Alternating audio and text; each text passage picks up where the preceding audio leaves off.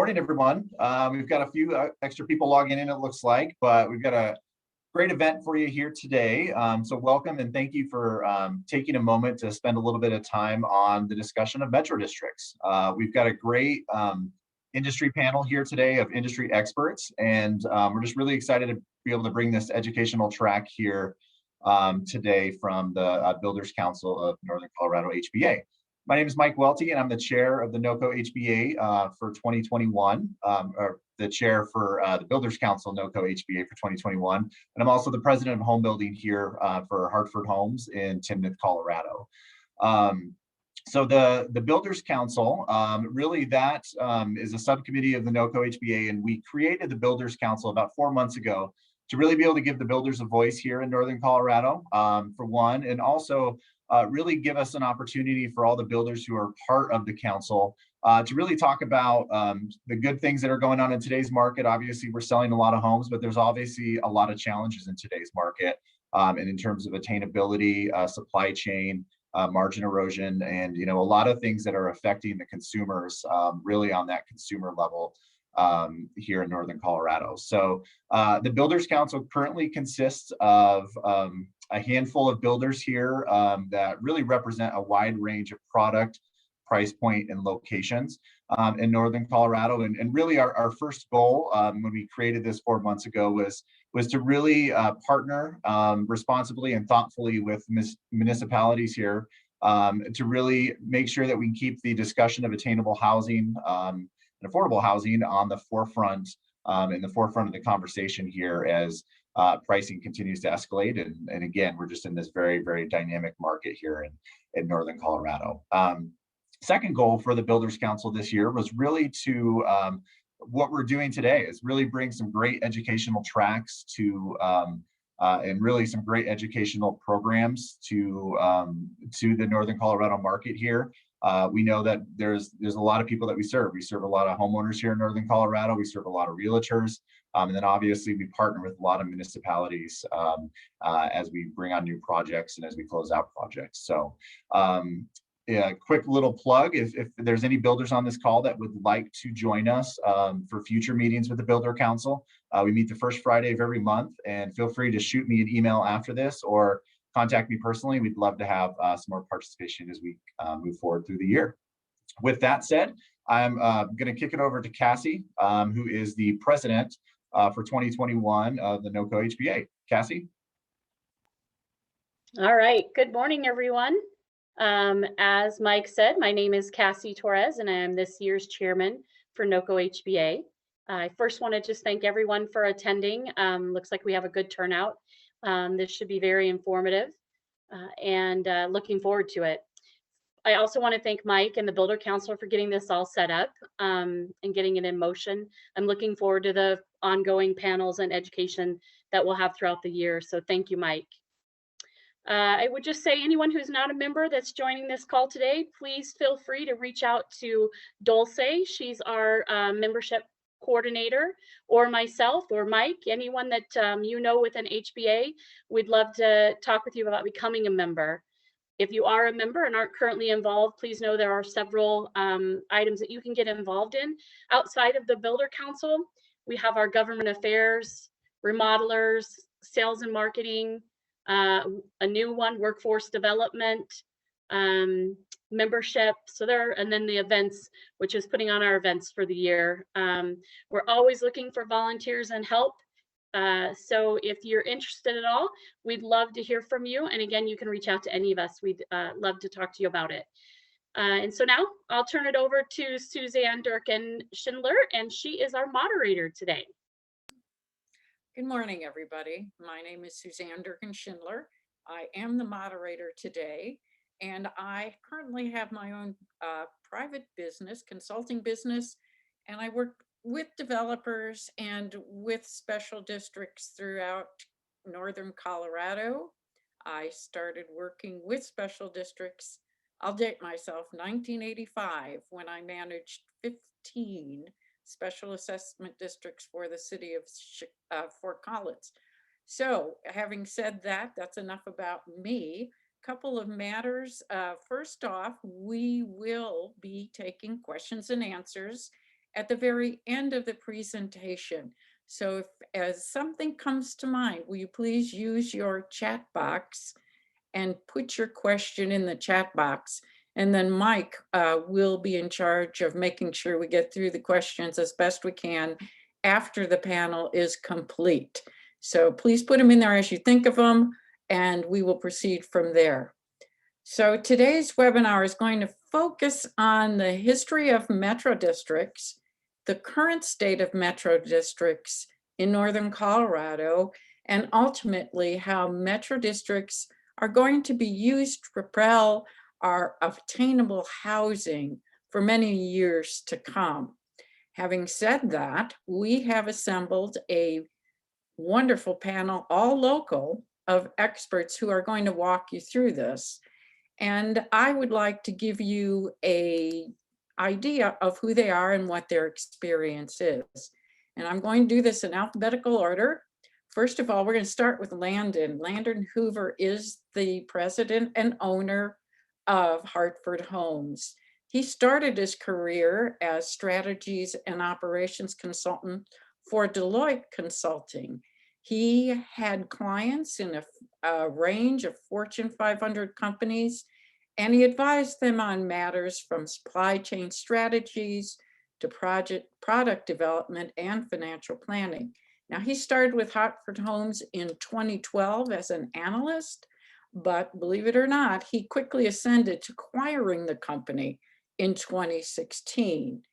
And so his expertise has guided Hartford Homes from 8 employees, 80 annual homes, and 20 million annual revenue to now 45 employees, 250 homes annually, and 120 million in annual revenue. Landon has also served on 4 Metro District boards and has used Metro District financing as a tool for several communities. His business acumen and success are a testament to the education he received at UT Austin McCombs School of Business. In his spare time, which I don't know how he has any, he serves on the boards of the Poudre Valley Fire Protection District and Fort Collins Habitat for Humanity. Thank you for being here, Landon. Next, we have Robert Rogers. Robert is an attorney and shareholder with White Bear, Ankley, Tanaka, and Waldron, and is the founder of the firm's Northern Colorado office. His practice is focused on municipalities, urban renewal authorities, downtown development authorities, special districts, and the private development community. He offers clients a breadth of experience from annexation and platting to Metro District service plans, property and tax issues, tax increment financing, you name it, he does it. Robert's practice has specific emphasis on negotiations between municipalities, urban renewal authorities, developers, Metro districts, and homeowners associations. He also went to UT Austin as a Phi Beta Kappa graduate, and he received both his BA and law degrees from UT Austin. We're going to let you know he's also an Eagle Scout and a U.S. Marine Corps reservist, but he also served as a non-com officer in a combat unit in the Iraq War. Thanks for making it back. Jason Sherrill is a partner and CEO with Landmark Homes. Now, Landmark Homes was created in 2005 by Jason and his partner, but his career started 10 years prior to that as a partner in multiple home building ventures. He is Landmark's chief executive officer and a shareholder, and he focuses on product development, the company vision and strategies, and banking and partnership relations. Landmark has delivered over 1,000 homes since inception and offers a variety of quality products to suit various lifestyles and price points. Jason's a CSU graduate. He has a BS in landscape architecture, and he applies his design and planning background to all aspects of Landmark Homes in their product conception, planned communities, and market placement. Thank you, Jason, for all your great projects. Kammy Tinney is the Director of Management and Administration with Pinnacle Consulting Group, Inc. Pinnacle Consulting has been around, more than 15 years now, and specializes in the management and financing mechanisms for metro districts.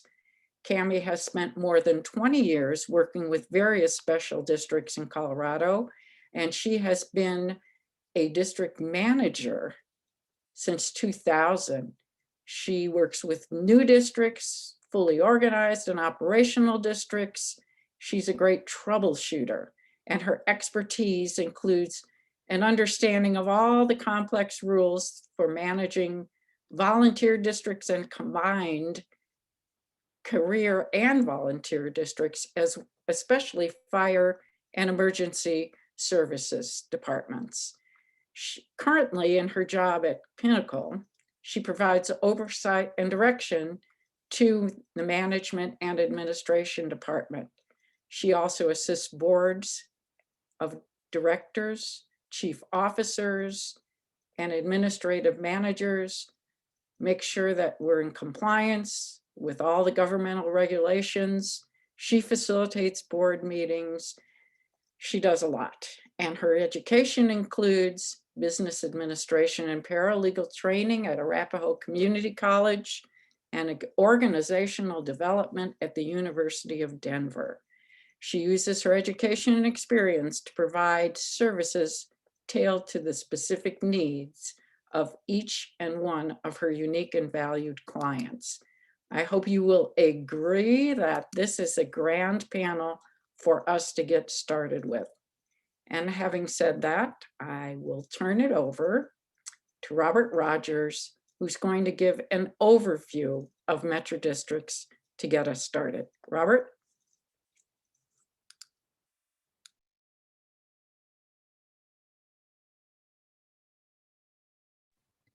You're on mute there, Robert.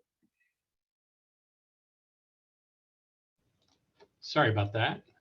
Thank you very much for the kind introduction, Suzanne. I think a great place to start this conversation would be with a question, why? Because we received that question. It's probably the most common question that we receive from realtors and from residents. Why is there a metro district that is encumbering the lot that I'm trying to get sold to this purchaser? And the reason for that starts with a gap. And the reason for the gap is because in the state of Colorado, state and local governments do not fund public infrastructure for development the way that they do in some other jurisdictions. And I think that leads to a natural question, why is that? That's increasingly a result of the passage of Tabor in 1999. Which most of you are probably familiar with. That was a constitutional amendment. So like it or not, it's very difficult to undo. And I think most experts would agree that it is here to stay. And Tabor makes it very difficult for towns, cities, counties, and other governments in the state to issue debt because they have to go through a Tabor election, which includes a very robust notice requirement, and the way that the constitutional amendment requires that you structure the questions, it oftentimes raises eyebrows of a resident who's reading the question and may not have a full background on why the funding source is needed. So suffice it to say that it's very difficult to get Tabor elections through and to get them passed.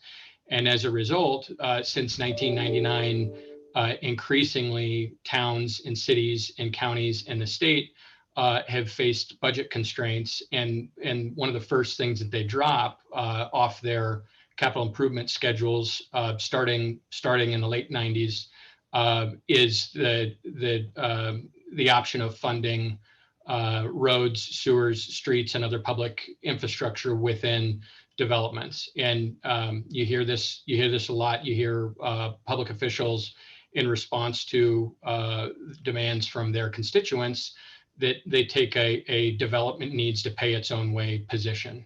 Additionally, municipalities have not traditionally, and I don't think they will start to in the future, funded operations within developments. They don't fund operations of open space or recreational improvements like pools, monumentation, those things that are required to make the project a successful development, but things that the municipality just does not have the financial resources to help fund. As a result, there's a pretty significant funding gap anytime a developer is planning a development, and that funding gap, I think you can lump it generally into two categories. One is capital improvements, and then the other one is ongoing operations and maintenance. So as a result, developers in Colorado at the onset of the project, when they're trying to put their plan together and figure out how they're going to finance the project and figure out how they're going to pitch to their lenders the project, they have a choice to make, and the choice is generally it's an either or. They are going to make the decision about whether they're going to establish an association that's going to charge fees for operation to the residents, and if they're going to do that, they're going to need to figure out how to build their public infrastructure costs into their lot sales, or alternatively, they're going to use a district. And if they use a district, it can perform the functions that the HOA can, the ongoing operation functions, but it also has the ability to fund public infrastructure through tax-exempt financing, which allows the developer to deliver the lots at a lower cost than in that first model where they're using an owners association. So there are some builders that are going to be speaking later that I think can offer a lot more specific expertise on the factors that they consider when they're making that threshold decision. But there are a few things that I'd like to note from my perspective as an attorney who's done a fair amount of owners association work and a fair amount of metro district work. I like metro districts for a few reasons. One is that, and I'll note here at the outset that we're not planning this presentation is not going to cover associations specifically. There's not an association section, but you will see some occasional references in here for comparative context. One of the reasons that I like metro districts is because they're a more efficient revenue collector than owners associations are. So there's less resident money spent on collecting fees. They're also a harder litigation target than homeowners associations. So you spend less resident money defending metro districts than you do in the HOA context. And then finally, they're more efficient at covenant enforcement. When there are covenant violations in a community and there's a risk that those violations are going to lead to a reduction in overall property values in the community, the metro district is much more efficient at imposing fees and liens to bring that residence into compliance. And then the last one that I already mentioned is tax exempt financing. When you're using a metro district, there is the option of tax exempt financing, which is traditionally done at lower interest rates than private side financing.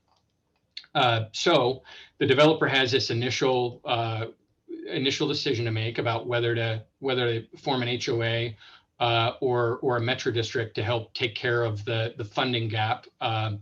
And if it's going to go the district route, I should just cover a little bit of the foundation of the types of powers that metro districts have. They can finance and construct water, sewer, streets, traffic and safety controls, drainage, stormwater quality facilities, sanitary sewer facilities, mosquito and pest control, parks and recreation facilities, which is a big one, and then other related improvements for the benefit of residents and taxpayers within their boundaries. They also, as I noted above, have the authority to fund ongoing operations. So some of the improvements that the district funds are conveyed over to the city or the county or the regional sanitation or water district. So think of streets, water pipes, sewer pipes, drainage improvements, those types of things are often conveyed after a warranty period over to another jurisdiction. And then there are improvements that are going to be maintained by the district for as long as the district is around. Those typically include things like landscaping, park improvements, rec facilities, non-potable irrigation facilities, signage, entryway monumentation, sidewalks, etc. So a few notable examples in Northern Colorado are the pool and rec facilities in Water Valley, in Rain Dance, in Wild Wing, in Timnath South, the Trail and Pond Network behind the PF Chang's at Centerra, and there's a lot longer list than I can go through. I think the more you look around, the more you realize how prevalent metro districts are throughout Colorado, but also in Northern Colorado. The governing structure for metro districts is that they're generally governed by a 5-member board of directors. Each director has a 4-year term, and those are staggered so that every other year there are either 2 seats or 3 seats up for election.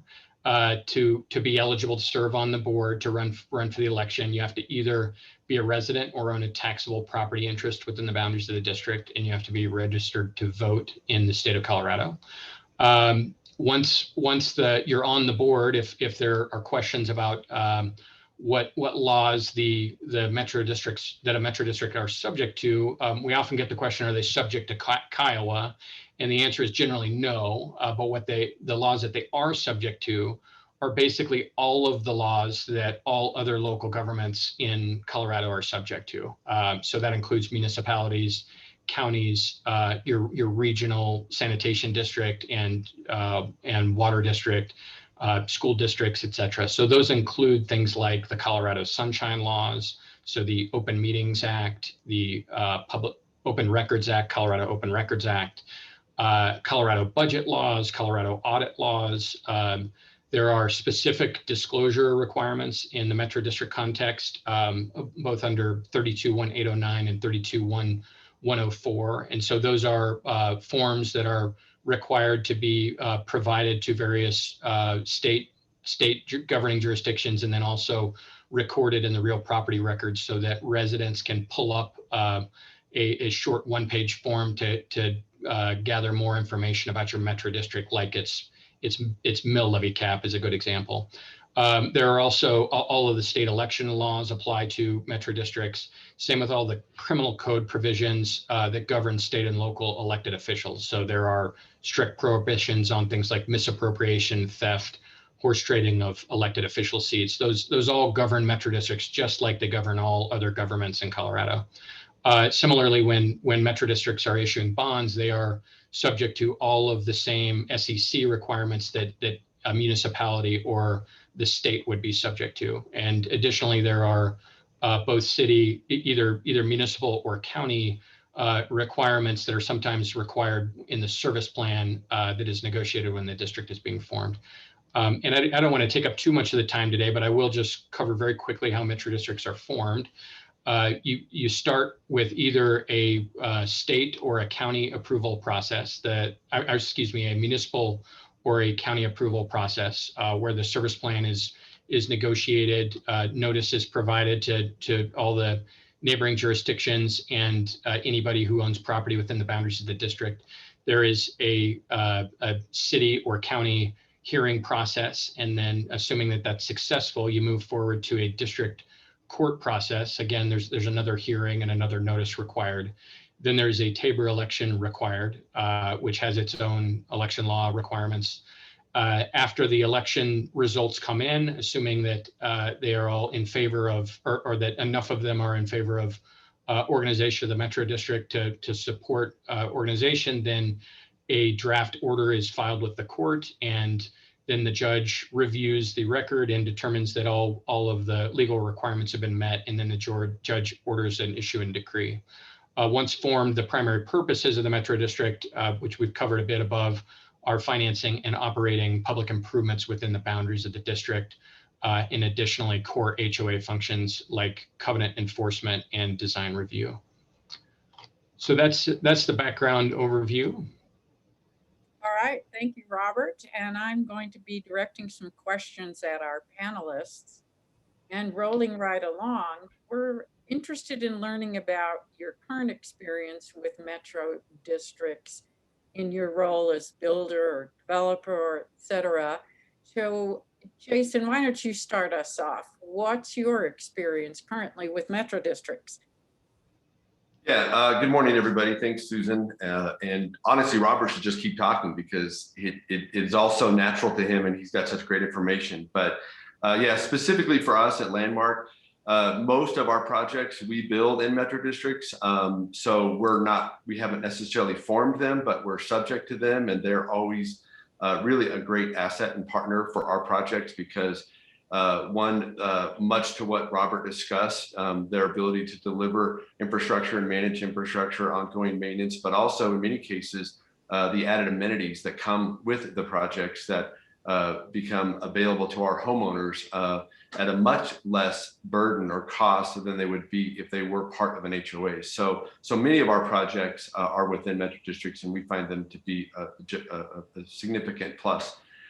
Specifically to us, as far as formation, we recently formed a metro district for our Northville project, which Robert helped us on in the city of Fort Collins, which had its own ups and downs as far as the process, but we're very thankful that we got to the finish line. But what the point of that project for us is that it allowed us a couple things that I think are significant. One is that we are contributing a parcel to Mercy Housing for them to build 84 affordable units, which is 18% of our project. So without the ability to form a metro district, we wouldn't be in a position to do that. So that's a great compliment, I think, to the community that number of units will be brought into the market, affordable units and walkable to downtown Fort Collins. So that's a plus. But it also allowed us to design the project and develop the project that we can deliver the whole project as a LEED Gold project. Every unit has solar. We're delivering a substantial clubhouse. And without the onset or the using the metro district as a tool, kind of in our ability to finance the project, which quite frankly, we wouldn't have been able to do without the benefits of a metro district, we can still maintain delivering product in a great location at attainable pricing. So for us, it's an excellent tool that allows us to deliver homes to the community and with significant amenities and so forth. So it's a huge plus for us. Thank you, Jason. How about Landon? What about your firm? Sure. Good morning. Hartford's experience, we've operated, we've formed, operated, and bonded metro districts in almost every municipality in northern Colorado. And it is certainly interesting to see how different municipalities approach them differently. And some see them, I think probably as most developers and builders do, as essential tools to making growth happen. Others see them as ways to achieve, maybe extraordinary community benefit. So definitely interesting to see the dynamics. But I do think you're seeing growth really trend towards locations where they are more flexible and available. And I think that'll be a continued trend that we all see. And then something that of note, I guess, special districts are just rolled off, actually, the Poudre Valley Fire Protection District Board, but they're governed by the same statutes and metro districts are, and very similar to a lot of these other special districts that many people might be familiar with, like fire boards or water and stormwater. So the same level of regulatory environment, transparency requirements, et cetera, that are on those government entities. The same standard is applied to metro districts, which I think not a lot of people know. Thank you very much, Landon. And Kammy, if you would touch a little bit on why it is that the metro districts might need a manager, a service manager. So Kammy, I'm going to let you talk a little bit about your experience in that role. You bet. I will tell you a good part of that is that, special districts are governed by a 5-member board of directors, and board of directors' responsibilities are as fiduciaries, right? They are to set policy and oversee. With metropolitan districts especially, this is a whole operation that we have here, and it is extremely important to have folks who are well-versed in special districts specifically. We need to understand what the laws are. We need to understand what the compliance requirements are, the various rules and regulations. And so, certainly I'm a bit biased, but I feel very strongly that having folks who are experts in this field, not just from the management admin part, but certainly the finance and accounting piece, having someone who is well-versed in governmental accounting specifically can make a huge difference, especially when we're talking about the formation of metropolitan districts or any district, and moving forward with capital acceptances, bonding, debt structures, the whole 9 yards. All right, thank you, Kammy. And Robert, I'm going to move to you, but also ask you to slide on into how metro districts have evolved over the past 10 or 20 years. And then I think a lot of people are concerned about the financing piece. So if you would touch on that as well as part of your response. So it's to you, Robert. Thanks, Suzanne. So I think the story starts a little longer than 20 years ago for metro districts. So let me just start at the outset, and I'll cover that part very quickly. Metro districts have been used, and their antecedents have been used in Colorado for I'm going to say it's 70 or 80 years. And really, if you want to go all the way back, it's farther back than that. They started using them in the mining days in the mountains in Colorado because they didn't have municipalities up there, and they needed services. They needed transportation systems. They needed ways to get raw materials from some of the mines up there down to the Front Range, where they could get them into the larger commercial market. And so there were session laws that were used to create individually approved districts by the legislature, dating all the way back into the mid 1800s. And then that was prevalent in the mountain mining areas. And then as growth moved forward in Colorado into the 1900s, they continued using session laws and individually approved legislative packages to organize districts for the next 100 years. And that was largely the case until the 1980s. There were a couple of projects in Castle Pines and Castle Rock that got into trouble because the real estate market had been going very well, financing was easy, and metro districts were getting organized out there that had unlimited mill levy caps. And then when the savings and loan crisis hit and financing fell apart, and building projections just got shot up, and home starts just slowed down to a glacial pace, the problem was that metro districts had issued debt. There was no cap on the mill levy rate. There wasn't the kind of absorption that had been anticipated when the debt was issued. So there were runaway mill levies in a couple of communities in Castle Rock and Castle Pines. That was in the early and mid 1980s, and that led to some pretty significant legislative reform, which included passage of the Special District Act. So there's a comprehensive metro district set of laws in Title 32 of the Colorado Revised Statutes. And with that legislative reform, there were some much tighter restrictions put in place, and much more uniformity for any metro districts created going forward after that 1980s legislative amendment. The other thing that we've seen is towns and cities have played a much larger role in governing metro districts within their boundaries than they did in the 1980s. And I think Now we're up to your question. I just felt like that background is essential, though. As municipalities have taken on larger roles, one of the things that we've seen in a lot of the municipalities is that they've adopted model service plans so that there's an even playing field and consistent regulations within their boundaries. And some very common features that you see in the model service plans in Northern Colorado and throughout the state really are express mill levy caps to avoid that issue that occurred with those couple of projects in Castle Rock and Castle Pines in the 80s.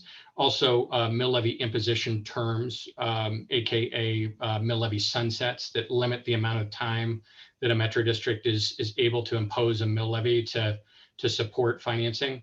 And then there are also debt caps in the service plan that limit the dollar amount that a metro district can issue. There are other legislative updates that have occurred since the 80s. They occur pretty much every other cycle to add additional transparency measures.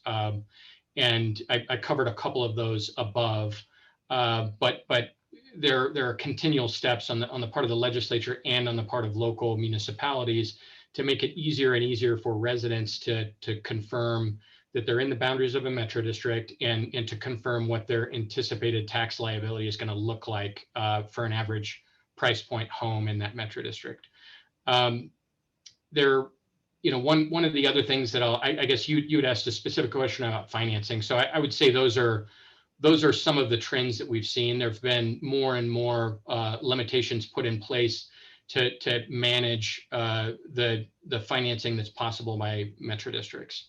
One other thing that I would say, and then should pass the mic over, so to speak, to others to comment, is that cities and towns increasingly over the last 10 years have started to condition metro district approvals on additional, I'll call them wish list items of the municipality.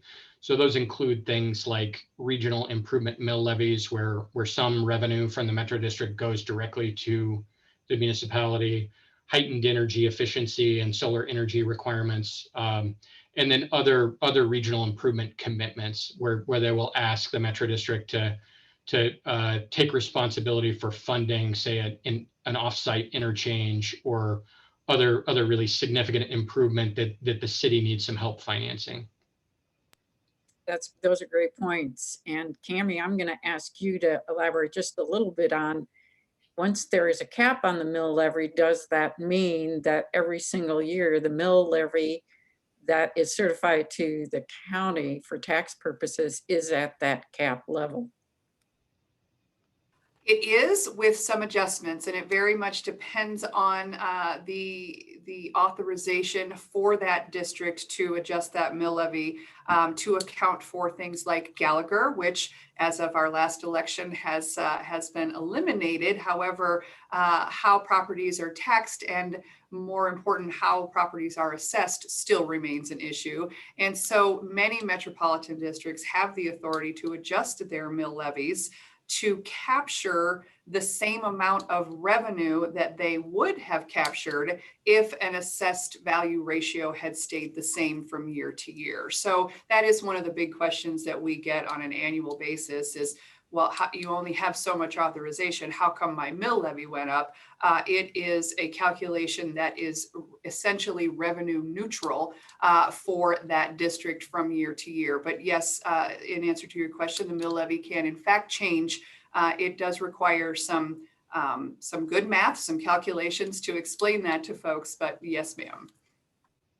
And Kammy, if I can elaborate, the same is true for school districts, fire districts, many other components of property tax and building that full property mill levy.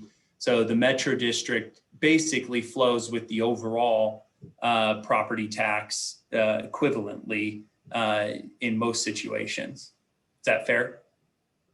Yes, thank you, Landon. And that is another component, something we try and educate folks on a regular basis, is how property is taxed by any of those taxing entities. So you're absolutely right. It is not just metropolitan districts, it is all of those taxing entities. And a big part of that, especially what we're seeing here in Colorado, as property values continue to increase, so do folks' property tax bills. And we are just one component usually of that overall bill and that overall formula or calculation.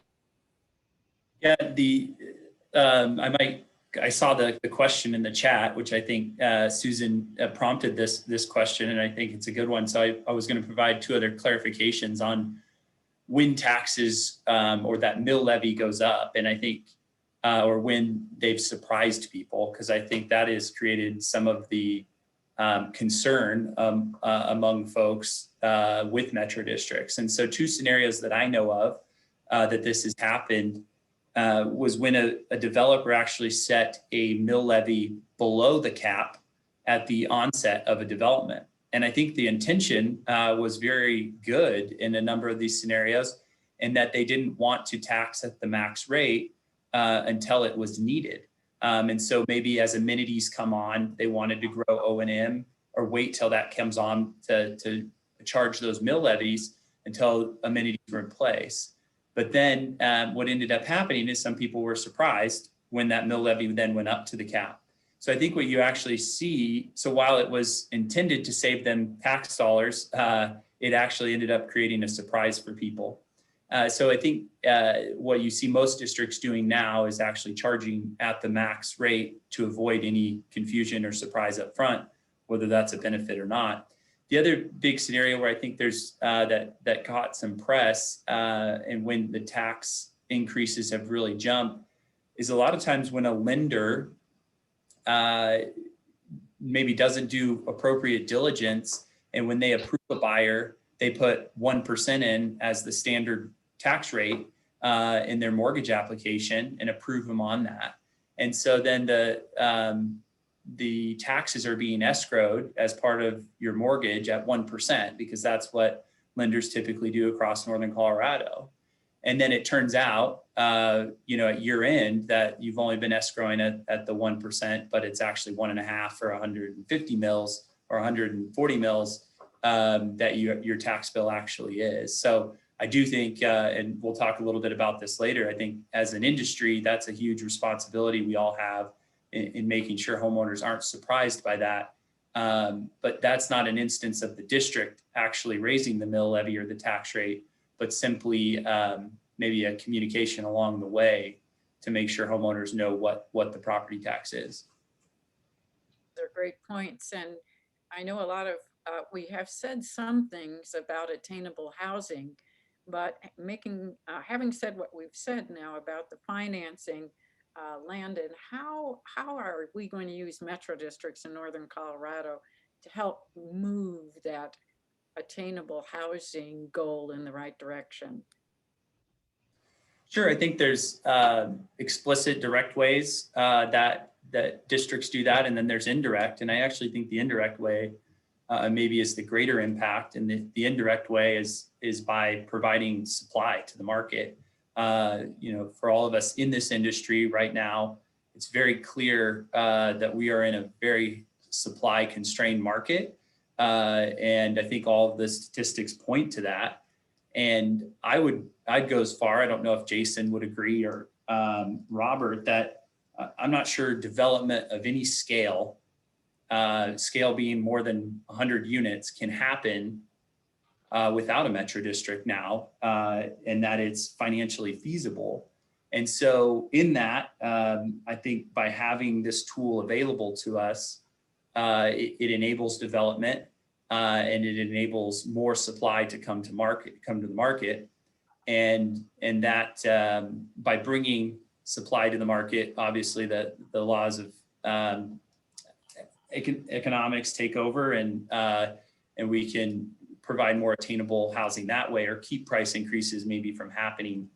The other ways is something Robert alluded to, is some towns, and Jason did too, is some cities or municipalities are requiring additional community benefit to be achieved through through the metro districts, the approval of those metro districts. And in some cases, it's delivering, attainable housing requirements to certain area median incomes, as well as affordable housing requirements. So I guess indirect and direct ways that they can provide attainable housing.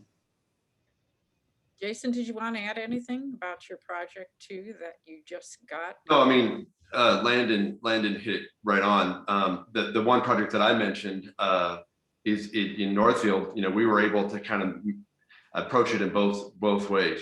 Directly by identifying a parcel to be affordable, and Mercy Housing, which is our partner there, is going to take and develop that, and it's going to be a great addition. And then indirectly, because of bringing the Metro District on board, even though we're adding significant public benefits, like I alluded to, as far as, obvious things, maybe like a clubhouse with the LEED Gold and the solar, we can still deliver homes at an attainable price, which is that 80 to 120% AMI, much like what Landon is doing in some of his other communities. So, it allows us as home builders to deliver, homes that become more affordable, at least attainable to a broader market, which we all know that ceiling has continued to increase just because of costs. And so this just gives us a tool to allow to deliver homes that more people can continue to purchase, and in communities, or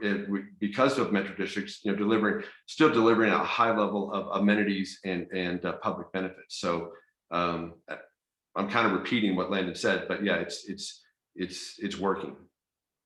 Thank you. And having said that, and the common use now, or the more common use of metro districts, Robert, how are our cities reacting to metro districts now? How do they feel about them? Thanks, Suzanne.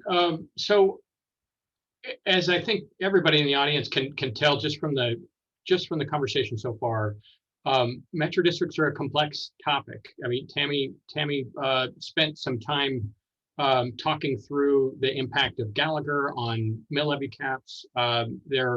There are a whole lot of nuanced sub areas of law that come into play when you're dealing with metro districts. And as a result, I think there's a bit of an education process required when you're working with a municipality that doesn't have a whole lot of experience with metro districts. And in Colorado, there was a lot more robust use of metro districts in Aurora and in the Denver metro area, in Colorado Springs during their big growth spurts in the 80s, 90s, and early 2000s. And not that they've stopped growing, but that's when you really started to see the first exposure. In Northern Colorado, it's been, I'd say it was probably a decade behind. And now we're at the point where essentially every municipality in Northern Colorado has approved metro districts. But they're still a relatively new tool. They've been in pretty wide use up here for 15, 20 years now. And you've always got turnover on your municipal councils. And every time you have new council members come in, there's a little bit of a loss of institutional knowledge. So there's this constant educating process, re-educating process. The relationship or the view of a given municipality toward metro districts evolves over time, and especially with some of the municipalities in Northern Colorado that have started to use them, use their approvals to secure public benefits. I would say that relationship is evolving in a way where I think they're recognizing more and more how essential metro districts are to helping achieve municipal goals of attainable housing price points, and also just remediating rundown municipal infrastructure. There are several projects in Fort Collins in particular where the Metropolitan District is making it possible for the developer to take on an outsized responsibility for funding offsite improvements. And that's the case with the interchange at Prospect and I-25. That's the case with various sections of Harmony Road widening. That's the case with the rehabilitation of significant stretches of the Mulberry Arterial, and same with the Landmark project, which is an infill project that badly needs some, I'll call it renovation. So Fort Collins, I think, is a great example of a municipality where there was, I think, initially some unease because they didn't. I think it's fair to say that a number of council members didn't have a lot of experience with them and didn't have a lot of trust heading into the conversation. But I think that the city is starting to see some really significant public benefits that are coming out of Metro District projects. So I think it's fair to say that several of the council members are changing their view as time has moved forward. All right, thank you. And I know we have a lot of people who are tuned in who deal directly with the consumer. And I would like to ask Tammy to lead off and tell us a little bit about some of the misconceptions that are probably out there about metro districts that are a challenge to any consumer who is thinking of purchasing a home in a metro district. Sure. Thanks, Suzanne. I think one of the biggest misconceptions, and Robert just touched on this, is that metropolitan districts are a new animal, or that special districts generally are something new. I think what a lot of people don't realize until they do a little research is that they're likely in some sort of a special taxing district. Putting the schools aside, here in Loveland alone and in Fort Collins, we have health services district for ambulance services. We have water and sanitation districts that are providing services to various areas that are long established. And so metropolitan districts being in use now, very prevalent for new development, and any new community that you're seeing is really not a new concept. So that's definitely one of the big misconceptions that we field questions on a daily basis. The other is this idea that developers are just rolling in the dough on all of these various developments in the use of a metropolitan district, that the decisions that are being made by those board members are very specific to those individual interests. And that really isn't the case. As both Jason and Landon had talked about, it is part of development these days, and it is part of being able to fund these various developments, not to mention all of the various amenities that people are so interested in their communities today. So I think those are probably the top two misconceptions that we are talking with folks on a daily basis about. Thank you, Kammy. Landon, you want to add anything? Yeah, it's response again to something I see in the chat, and some good questions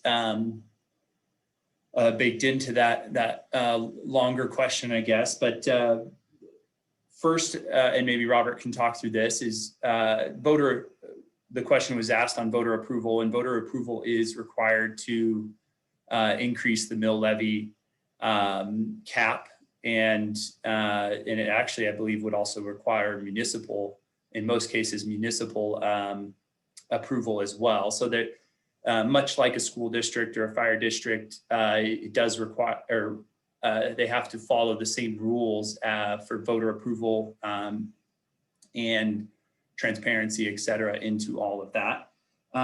The question kind of in the chat was, what's wrong with the old HOA model? And why don't we just continue to do that? And I think it's a great question. And I think the answer is a few things. First, I think Robert outlined really nicely Tabor and the big change that happened in the late 1990s to where developers really were pushed at a much higher level to fund their own growth and to pay, have growth pay its own way. I think from a development community, we'd love to revert back to a place where we didn't have to fund at the same levels we do today. That certainly makes it a much larger challenge for us. I think these really metro districts have become popularized in trying to solve for that issue. I also think as financing after the Great Recession has become a lot more restricted, metro districts have become a tool to help provide for financing that otherwise projects wouldn't get built, where maybe bank financing has a lot higher requirements and is more stringent. Now these are a tool that offer another avenue for developers to pursue. I think if these weren't available, Jason, I don't know if you agree, but developers like Jason and I, local guys, we wouldn't have the ability to finance these projects through other avenues. Banks, we couldn't have the level of financing we need. So then I think what the world ends up looking like would be pretty much just national builders doing developments, because their access to capital is Wall Street, and they could finance these projects in ways that we don't have access to, which nothing wrong with national builders, but I think there's a place for local builders. And I think Jason's a great example in the community benefit he's achieving, largely because he's a local guy and cares and doing affordable and attainable projects. He's building great restaurants into his communities and neat things that maybe national builders wouldn't do. And so I do think that's kind of the alternative. And then the final thing I'd say is, costs have dramatically increased. I think it's not why are we choosing this metro district model over an HOA? I fundamentally just believe the metro district model is the only way development of scale continues. And we couldn't do it under the old HOA model because of those changes from Tabor to financing restricted, the relative restrictiveness of financing, and then increases in costs like water and infrastructure. So a great question. I hope that answered it, but I really think it's not a one or the other. This is kind of the new reality, maybe until another tool comes to surface. Susanne, you mind if I follow up on that one with just a bit more? Go right ahead. All right. I'm gonna share my screen here for a minute. Can everybody see this? Master Plan Communities page? It's pulled up. Or you're seeing it? Is that right? Okay. So I think Landon made a great point there that it's become a necessity. It's not really a choice for developers anymore. And I think a good way to illustrate that is by, and we've got it as a slide, but we weren't able to get it into the PowerPoint in a way that was very legible. So hopefully this is a little bit better. Can anybody see any of the numbers on this? Sorry, I can't see it. Okay, this is a list of the top 50 master plan communities in the United States. It was published a couple of days ago, and there are a number of states represented here: California, Florida, Nevada, Utah, South Carolina, Texas, Arizona, and Colorado. And that's by no means. Let me start by saying that on this list of the 50 of the top master plan communities, and they're measuring this by home starts, that 47 of the 50 are relying on some type of special district public infrastructure financing. And that list again includes California, Florida, Nevada, Utah, South Carolina, Texas, Arizona, and Colorado. And that's by no means all of the states that are utilizing special districts to fund public infrastructure. This again is just the top 50 developments in the United States by home starts. And I think that really illustrates the point well here. The local builders in Colorado are competing with national builders in all of these markets. They're competing with them both to sell homes. They're competing with them for financing. And when all of these other markets have special districts available to help ease the burden of financing and to help fill those gaps, if you're trying to compete with that as a builder in Colorado, and you don't have the ability to use a metro district to help with that funding gap, it's just very, very difficult to compete with them. At the bottom of this sheet, you can see on the far right column, there's an average estimated net cost of construction proceeds for each sample site, and the average per lot in these 50 communities is about 25,500 that special districts are helping to fund in public improvement costs. And if you take away that mechanism, if you go the HOA route and you don't have that option, the only way for a developer to make up that cost is to build it into the lot price on the front end, and that kills attainability in all of these projects. I mean, if you're increasing price points $25,000 across the board for every one of these projects, you're pricing an enormous section of Coloradoans out of the dream of homeownership. So that's the reality here. That's what you're looking at if you're looking at a HOA model as opposed to a Metro District model. Thank you for that, Robert. And I am going to check in with Mike. Mike, in trying to honor everyone's time, do we want to move past questions that we had in mind and let you take over and make sure that we honor our participants and get their questions answered? So what do you think about if I hand it over to you now, Mike? Well, why don't we finish with maybe the last question there, Suzanne, that we had on our list. Let's go for another 10 or 15, and then we'll go ahead, and I'm keeping tabs of all the questions here. Let's shoot for 11:15, and then we'll start grabbing all the questions off the chat. Excellent. All right, my time check is valid. So panelists, what is your prediction on the housing market in the next 10 years? And we've talked a lot about metro districts and how they will be playing a part in this, and whether or not we will be seeing projects without metro districts. So anyone who wants to start? Kammy, we haven't heard from you in a while. Do you want to take it away? Well, I'm not a builder, so my perspective is a little different. Having been involved with districts, and I'll date myself a little bit too, Suzanne, since 1997, the passage of Tabor in 1999. This is the tool. This is what is being used to further development within the state of Colorado. Northern Colorado is not excluded from that. And so I definitely see this trend continuing in maybe in some different forms as different rules and laws come into play, but it's definitely a trend that will continue.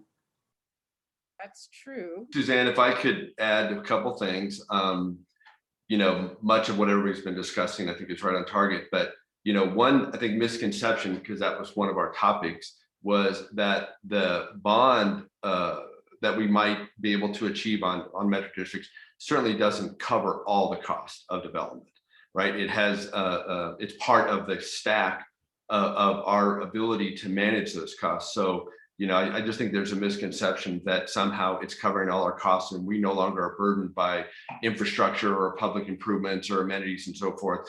We absolutely, in most cases, at least in our experience, are still encumbered by those burdened, north of 50 to 70%. So it doesn't, necessarily come close to covering all those costs.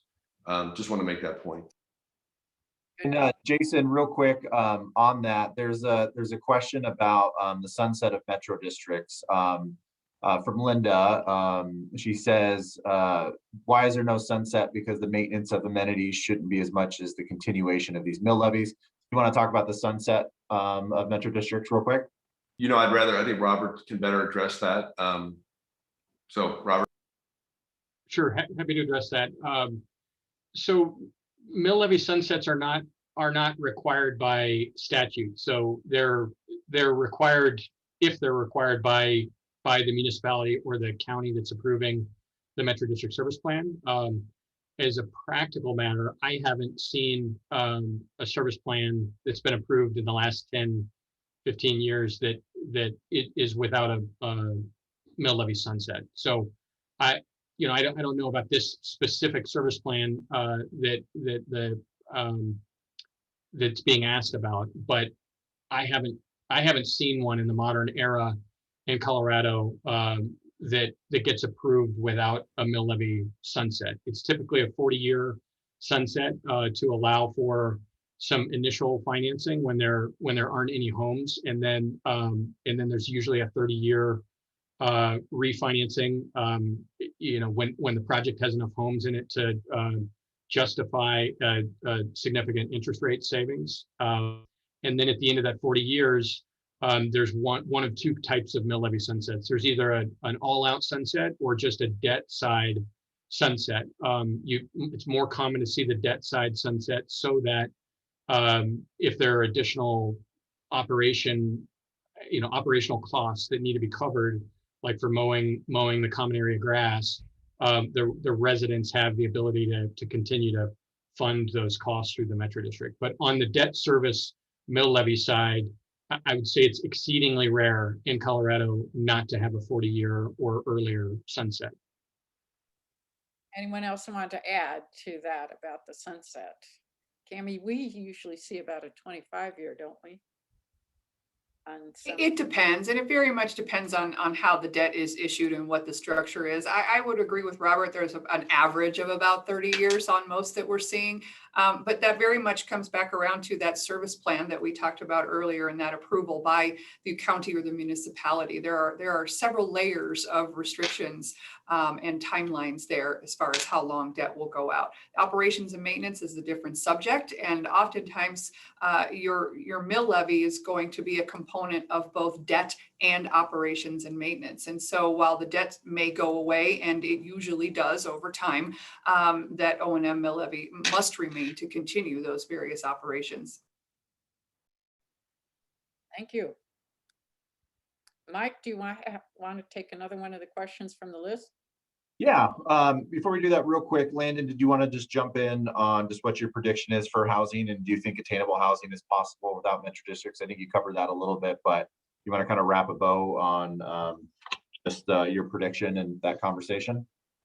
Sure. And then I might tackle one of these questions in the chat that I just can't help myself on. I guess from a market perspective, I think we're going to continue to see a very supply constrained market. When you look at the headwinds for development, they're very significant. They're the headwinds I've talked about already, from access to capital and financing, the long entitlement time periods. Those are on average really hitting 24 months across northern Colorado. There's a lot more uncertainty in the entitlement process as well, from I think a lot of NIMBYism happening, a ton of public involvement in those process, which is good on a lot of fronts, but also can create a lot of uncertainty, and that's hard to invest significant dollars when there's a lot of uncertainty in the process. And then things like water cost and very limited water supply in northern Colorado. All of these things are headwinds that make it really challenging to get lots to market. And I think we're starting to see that. And I think we'll continue to see that problem grow more and more acute. And I think that's going to continue to put upward pressure on house prices. Right now, we also have a unique environment where demand is really strong as well. And that's putting really rapid pressure on prices. I think that may slow down from the demand side, and we may get relief over time if interest rates creep up and things like that. There may be a slowing, but I still think the supply constrained piece of this, it's not a quick fix to that, and it may not be. Ultimately, it may be structural to where all we're doing is prolonging and trying to get a little bit of more supply to market, so that we don't rise as rapidly as maybe other places. So, and again, I guess districts are key to hopefully solving or helping alleviate some of the supply concerns. One of the questions that I wanted to address was just, I think it's been asked a few times here, what are the benefits over living in an HOA, or what are the benefits to a homeowner in a metro district? And others may kick me for this or disagree, but I believe, there aren't necessarily substantial benefits that you can't see. Certainly a lot of these communities are heavily amenitized, and you'll see that Rain Dance is a great example, incredible pool and parks and even golf course. And there's certainly communities that are going to have that, and those benefits are then obvious. But I'm not sure that the question necessarily is the right question, because I think the reality is metro districts is where new construction will be, and new supply will all be in metro districts. So the alternative for buyers will be living in an HOA in an existing community, or if they want new construction, or as growth happens and that's the supply that's in the market, it's going to be in a metro district. So as I try to zoom out and look at this from an industry perspective, I think that they're a reality that they're going to be here. I also think they're essential to the industry continuing to provide supply. So certainly as builders and developers, we have a responsibility, and I think in all facets, whether it's lending or realtor community or other places, we have a responsibility or an interest, at least, in seeing these tools be protected, that we're appropriately communicating to consumers, because without this tool, I think development and the long-term outlook of supply is much worse. And so the better we can protect these tools and use them responsibly and communicate to buyers responsibly, the more supply we'll have to keep this market attainable for the long term. Thank you, Landon. I especially like your emphasis on good communication with the buyers. So, Mike, to you. Yeah, we've got a few questions. We've kind of covered a few of them here, but I think some of them are just very specific, and we can jump into really quick again. Question from Shante. I've started seeing both an HOA and Metro District. Why is this occurring? Jason, I think we covered it a little bit, but do you want to tackle that one? Sure. For us specifically, we build a lot of attached homes. So, that the homes itself need to have an HOA, right? There's got to be an entity that's going to manage repainting the homes and, things associated with that, insurance. So that's where you still need an HOA mechanism. And I think that's where an HOA is better served, is kind of managing some of those specific homeowner issues.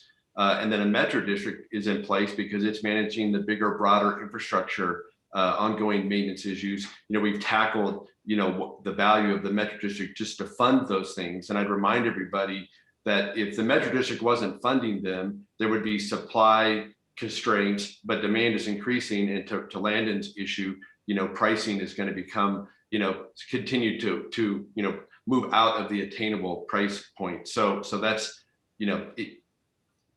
not to repeat a lot of the great conversation, but the point is, the Metro District provides the opportunity to install that infrastructure and actually create, opportunity for homeowners to purchase homes. If it didn't exist, as we understand with Tabor and other restrictions, there wouldn't be development.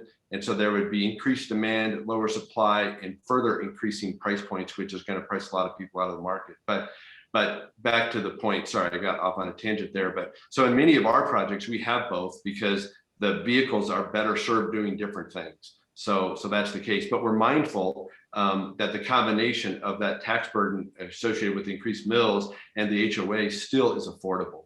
And to one of the other questions is some of those benefits. I mean, again, if you're a real estate agent and you're moving into a community and you have someone interested in a community that's a Metro District and there's some apprehensions, is really understand the benefits that the Metro District is delivering, because I think that's a great tool. And there's some tax benefits to that homeowner by their payments going towards property taxes and not going towards HOA dues. And so, Landon and or Robert can address that, but they're better served to do that. But so there are some benefits there that I think people need to understand. So maybe Robert, do you want to tackle that?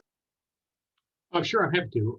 Let me just start by following up on Jason's note about associations, because there are some limitations on what metro districts are allowed to do. There's this public-private line in the metro district context that's not there in the owners association context. So, for example, a metro district does not have the authority to repaint the outside of a private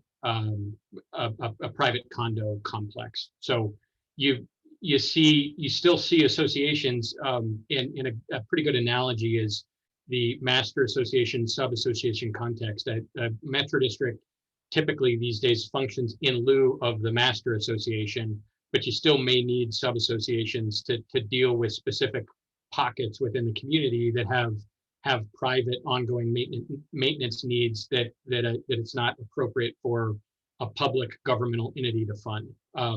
To touch on this tax versus HOA fee issue, for the majority of buyers in the Colorado market, unless your income is really substantial, your HOA taxes, you can deduct those from your taxes every year, whereas you can't do that with HOA fees. And I touched on this at the beginning, but I know some of the audience joined a little late. There are some other advantages that I really like in the metro district context over HOAs. Metro districts are more efficient at collecting revenue, so there's less money spent paying consultants to track down delinquent HOA fees, for example, because the county is collecting taxes. The county is very efficient at collecting revenue, and then it remits that revenue back to the metro district. So you don't have to pay your own consultants to write late fee letters as much in the metro district context as you do the HOA context. HOAs are also, or metro districts also enjoy some governmental immunity, which makes it harder for plaintiffs' attorneys to sue them in class action lawsuits the way that they sue HOAs. So you spend less resident money defending the entity. So those are some of the other reasons that I think when you can do it, metro districts are a more efficient way to go. And when you do still see HOAs, it's generally because there's some function that is needed that the metro district doesn't have the authority to perform. Great, thanks, Robert. Another question, I think we, again, probably danced around this or covered this in a couple different conversations, but it's also a little bit of a specific question. Will we see the metro maintenance fees increase as community amenities continue to be built out? And then they mentioned Trailside on Harmony. So Landon, if you want to cover that one. Mike broke up for me. Oh, no problem. Will we see the metro maintenance fees increase as the community amenities continue to be built out? And then Trailside on Harmony was mentioned. Yeah, I think each community can approach this differently. And so it's really a question that the developer or the community, I guess the district board decides, do they charge the fees up front before even amenities are fully built, or do they keep fees lower up front until those amenities are there and then they increase those? And then I'm sure Kammy's seen with inflation, sometimes those ongoing amenity or O&M fees have to increase because the cost of maintaining a pool or things like that goes up. So there's not a blanket answer here because it's a little bit how each board maybe approaches that. I think our desire usually is to make it as clear as what the eventual O&M fee will be and state that and communicate that early, whether we keep it low or not.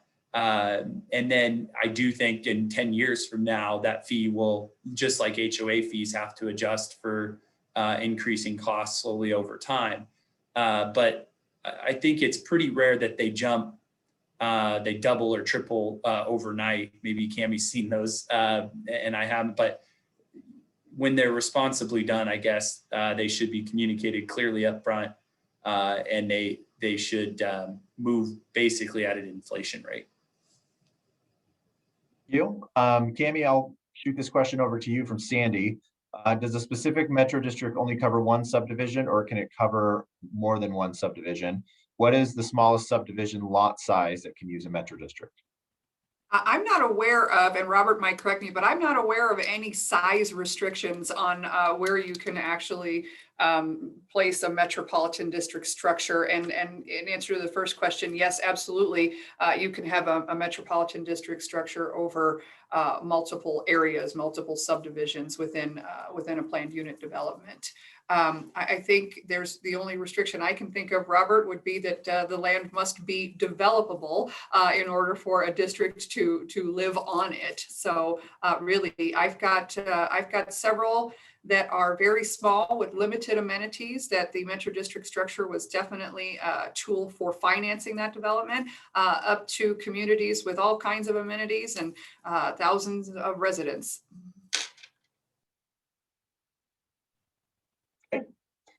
Let's see, going to Robert, I'll kick this over to you. How are new construction community infrastructures funded outside of Colorado since they don't have Tabor? Are they all just national builders, or what's the dynamic outside of Colorado? Let me make sure, sorry, making sure I'm not muted here. I don't know. I couldn't go through and tell you for all 50 states, but I have some experience with 4 or 5 other states that also use special districts that are very similar to Colorado special districts, and they don't, by and large, most states don't have Tabor or any corollary to Tabor. There's maybe 3 states that I'm aware of that have restrictions like Tabor, but in the states that I'm aware of that use special district financing, most of them are organized in very similar ways. They impose mill levies, property tax mill levies, just like here. They don't always call it a mill levy, but they impose tax just like they do in Colorado. They have an organizational election just like they do in Colorado. They're governmental entities that have a board of directors, usually 5 or 7, just like in Colorado. I'm sure there are states that don't have special district financing. I'm only licensed to practice in Colorado, so I don't spend a lot of time surveying and keeping up with what's being done in every jurisdiction. But I guess I would point back to that report that I shared a little bit earlier. I think metro districts or their corollary are more common than not. I'd venture to suggest that probably more than half of the states in the United States rely heavily on them. Certainly of the states where the most building is occurring, as I showed a little bit earlier in that slide, 47 of the top 50 communities in terms of home starts in the United States are using special district financing to fund their improvements. I can't say with any certainty how many other states that aren't on that report are also using them, but if I had to hazard a guess, I'd say it's the majority of them. Just an amusing anecdote, Disney World Orlando is the Reedy Creek Metropolitan District. So, little back, but there it is. And is pretty much a Disneyland here in Northern Colorado. So look at that. It can create great benefits. Mike, if I can, I wanted to, something that I think has kind of been danced around or asked in different forms in the chat here is affected, what's a good way to communicate? My answer earlier of what's the benefit to a homeowner, I don't think was very satisfactory. I think it's true. It's a reality that to me, an existing HOA, if you want new, it's going to be a district. But I think some of you helped answer that of how there are true benefits in a lot of these districts. But one of the things I wanted to maybe share is how you could talk about this with buyers. And I'm going to use an analogy to the mortgage industry. And specifically, there was something in the chat that just said, we're going to increase lots by 25K. Is that better than increasing taxes every year? And I use the mortgage analogy to say, yeah, it's probably better to pay $400K for a house up front with cash than it is to pay $600,000 over 30 years that you end up paying on it with interest on when you have a mortgage. Sure, 400 is less than 600, absolutely. But the reality is most people can't make that payment. They can't pay upfront for something. By spreading that payment over a longer period of time, it becomes digestible and something you can do. And I think the same thing is true for a metro district. We could increase the cost of all housing upfront for people, or you can effectively finance those improvements over a 40-year term. And by doing that over a longer period term, that it becomes a lot more digestible for people to pay an annual property tax than it does to pay right up front. And then it also has the added benefit of helping developers finance these improvements up front. So that analogy was helpful for me as I tried to wrap my head around and the impact to buyers. And I just wanted to share that in hopes that maybe it's a way to help without having to go through all the legalese and the background of metro districts. It's a way that you might be able to communicate this in terms that people understand. Great analogy. Thanks, Landon. Appreciate that. Cassie, we did have a comment just from the mortgage side of things. Do you want to, the lending process or in terms of lending tax rates and what's put in for the tax rate when someone buys new home construction and in resale was brought up a little bit during the presentation. Do you want to talk about from a lender's perspective, since you are a lender with Wells Fargo, what lenders do and what that looks like and kind of how that process is supposed to go in terms of disclosing metro districts and just being as transparent as possible? Well, I saw that come across, and I'm not really sure exactly what Doug is specifically alluding to, but we do have to make sure that it is a part of their debt structure, but so is an HOA. And with the changes of that, when you notify a customer, you have to make sure as a lender that you're explaining if these fees can increase, just like your taxes would if you didn't have a metro district. So I think that's what he's alluding to, but I wasn't really sure what he was stating there. But we do have to be, as a lender, very responsible in letting them know that this isn't your taxes changing and the metro never changing. They are both a moving component. Great. Looking through the comments here real quick, I don't think we have any other questions that we did not cover. So I apologize if we didn't get to your question. Thank you so much for attending, and we wanted to make sure we respect everybody's time here as we have gone a little bit over. That said, I think I'm going to end the panel. Thank you so much for our panelists, for you guys taking your time and really dedicating some time to this discussion, as it's been so important. Thank you, Susanne, as well, for taking my call and moderating today. You did a great job, and thank you so much. And then obviously Robert as well. So thank you so much for everyone, and let me know if you need anything else, but if not, we'll go ahead and end everything, and thank you. Thank you all. Thank you for putting it together. Thank you all.